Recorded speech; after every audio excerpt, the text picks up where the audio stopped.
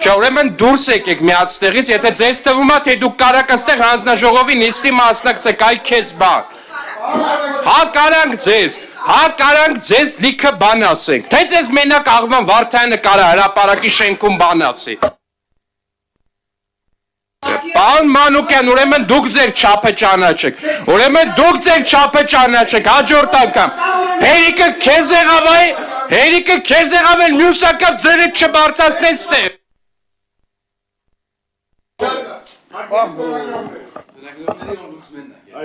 Լրագրողների չէ, ընդդիմադիր լրագրողների, ում որ ծառայում են նայել կներեք արտահայտությանս համար պաստուպի տալու։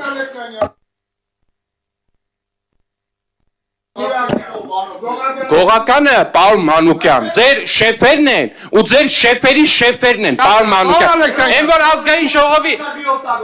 են որ ազգային ժողովի ամբիոնից պարեկների աշխատավարձից 5 տարի սարքել եք, մեկը հենց դուք, պարոն Մանուկյան, թիրախավորման թեմա, պարեկները 300,000 են ստանում, բայց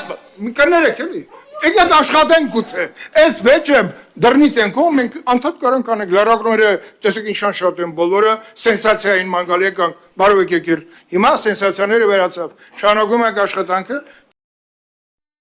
Հավանիչ տեսանյութը և բաժանորդագրվիչ նորությունները բաց չթողնելու համար։